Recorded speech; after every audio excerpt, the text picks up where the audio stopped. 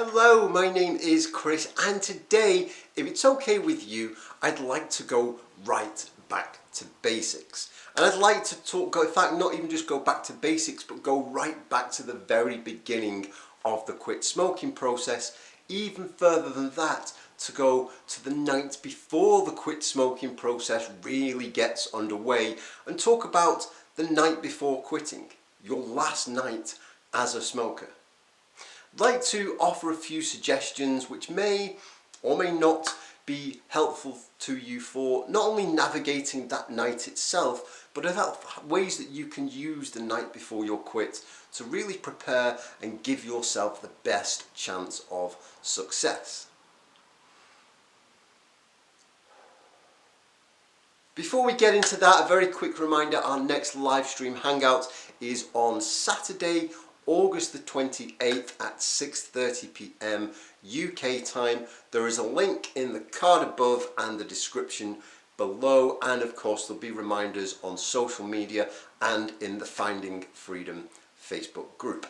As I say all the time, if you've never been to a live stream before, it would be awesome to see you. We hang out for like an hour, I answer questions, talk about anything that you want me to talk about, and really get to listen to your story and how your quit is going.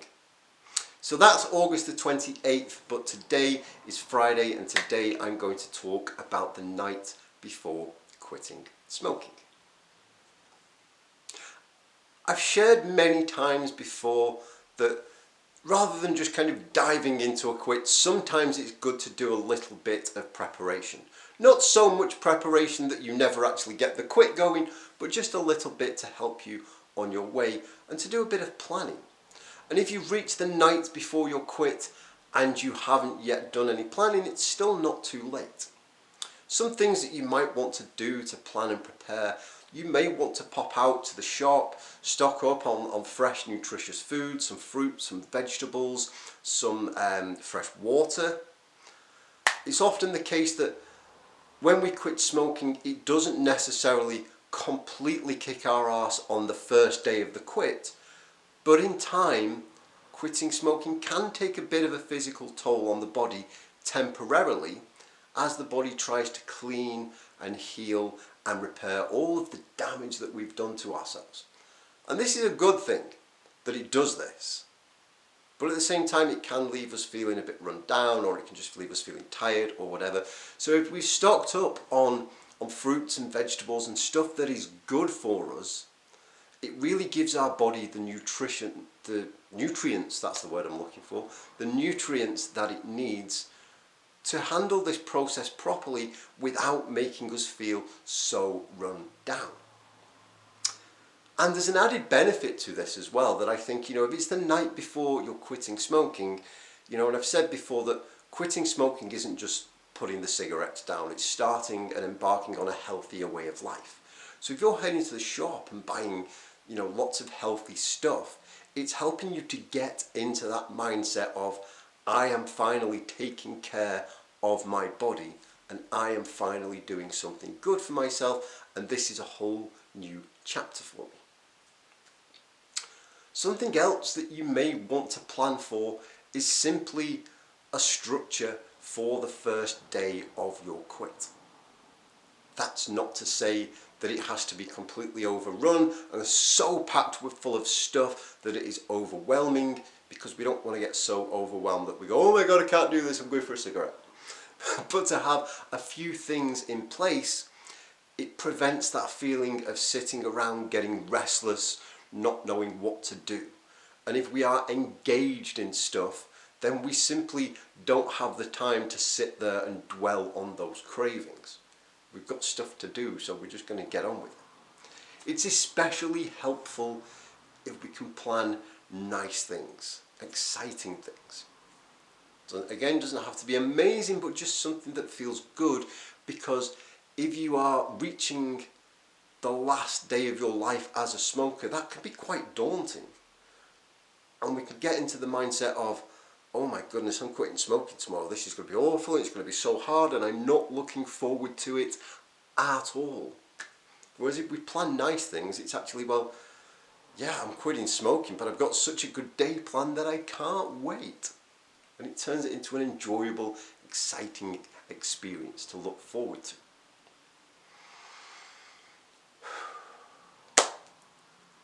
Something else that I think, even if you don't do anything that I've just said, one thing that is really good to plan for is those triggers, those cravings. You know, what will you do if a craving comes and it's just a bit too intense that you can't really deal with it? Will you exercise? Take a shower? Will you get stuck into some cleaning? In which case, if you are going to the shop, maybe buy some cleaning supplies. Will you just practice breathing? Breathe in for 4, hold for 4, which is not as easy to do when you're talking, and breathe out for 4. That's my favourite, but there are obviously lots of different breathing techniques to try. You know, you could also try the grounding technique that I made a video for ages ago. Whatever it is that works for you. So that when the big day comes, when you are starting on your new life as a non-smoker, you don't even have to think about, oh my goodness, how am I going to handle this? You're like, okay, this doesn't feel great, but I'm ready for this. I know exactly what to do. I'm going for a shower. I'm going to breathe. I'm going to go for a walk. I'm going to stand on my head, sing songs, whatever it may be. It's a lot of planning, and that's kind of using the night before to really get into the mindset of, okay, this time I'm really going to nail this quit, and there is nothing to stop me because I am well prepared. So you've planned and prepared, and then the time comes to have that last cigarette. And I've been talking to a dear friend of mine who had this really good way of doing this, which was to not have the last cigarette just before bed, but to have it a bit before and then go to bed and then sleep. And her idea, I'm totally not doing it justice right now, but the way I understand it is, you know, if you say you go to bed at 10 o'clock at night and you have your last cigarette at 8 p.m, so then you've got 2 hours plus 7-8 hours sleep, and then you wake up, you've already pretty much done half a day as a non-smoker. I absolutely recommend, personally, if you're going to quit smoking, it's a full day, you know. Of course, if things might be different for you, you might want to be at a point where it's like, well, I'm going to finish this packet today and then that's it. But I like to think of it as like having a fresh start. You wake up the following morning as a non-smoker. It's a completely brand new way of life for you. It's a completely brand new, fresh start. So have the cigarette a little bit of time before going to bed, get your sleep in. You know, then when you wake up, you don't even have to think, oh my goodness, I've got a whole day of being a non-smoker and this is going to be hard. You can actually think, I've already done half a day, I'm crushing this, and I can keep crushing it. But to come back to my own thoughts and ideas, one thing that's really important, I think, is to not romanticize that final cigarette. What I mean by that is to resist the urge to get really wrapped up in this idea of, oh my goodness, I'm never going to be able to do this again.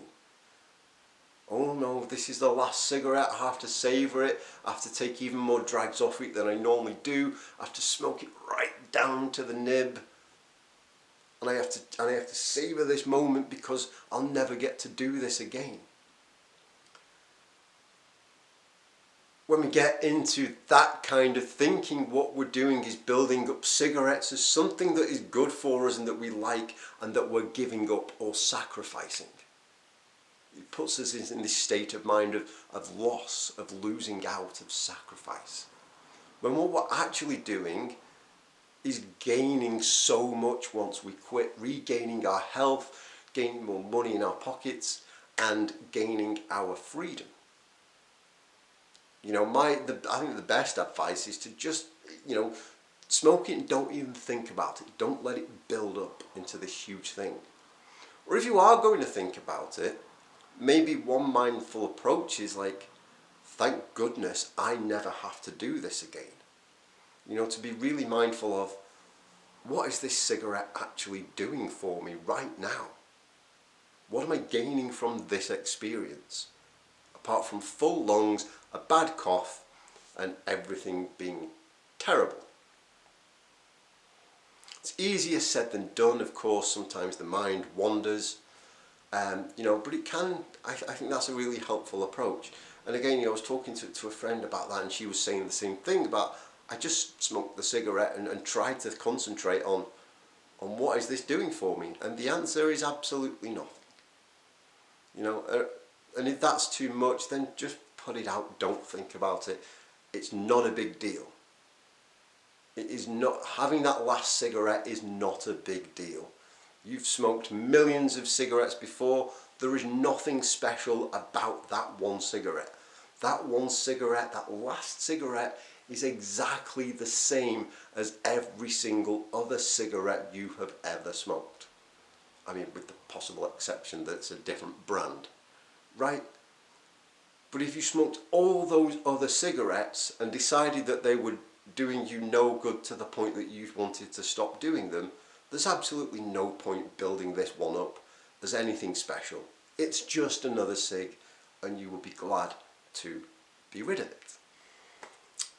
With that final cigarette out of the way, my last suggestion is to plan a relaxing evening. Again, don't go straight to bed, because you're probably going to bed with, oh my goodness, I've just quit smoking, which you will have done, by the way. Oh my goodness, I've just quit smoking and I've got to deal with all this tomorrow, and then that leaves you not being able to sleep very well, and when we don't sleep very well, we don't feel great the day after, and that's not going to be to our advantage. We need a good night's sleep. A good night's sleep is going to be to our advantage when it comes to quitting smoking, because we've got a bit of mental clarity, the body is well rested, so it's prepared to go through whatever it needs to go through. So again, maybe don't dive straight to bed, but plan a relaxing evening. And what's relaxing for me may not be for you. That may be taking a bath, going for a walk. For me, it would be quite possibly making a nice meal and watching a movie lying on the sofa. Something just really chilled out so that you can just completely switch off. And the reason that I say this is not just because of what I've just mentioned about sleep, but it's to help calm us down. Again, if quitting smoking is daunting, if there is any fear around it, if there is like trepidation, if you do have that thing of, oh my goodness, what am I doing? Then that's going to put us in this mindset where we get so riled up and anxious about it that we end up going, I just can't do this, it's too much, it's too huge, and I can't do it. So park it, engage in something that is nice and relaxing and calm. I was talking to a client of mine a couple of weeks ago, and he was asking me, like, I know this is an important step, but am I making it too big of a deal? And not to talk about his personal story, but I think that can happen. We can make quitting smoking a huge deal. Whilst it's a big important step in our lives, when we blow it up to such epic proportions, it becomes so daunting that we balk and don't do it. I hope that has been helpful, useful, or at least given you something to think about. I also hope that I haven't sounded like I've been rushing today. It's taken me all day to make this video. So I got up at 6 AM to go and shoot this outside in the sunshine, because I love doing those outdoor videos. Living in England, it rained the entire day, and then I tried to make the video. I got 2 minutes in and my battery on my camera died, but we made it at last. And thank you so much for watching and sticking with me all the way through to the end of the video.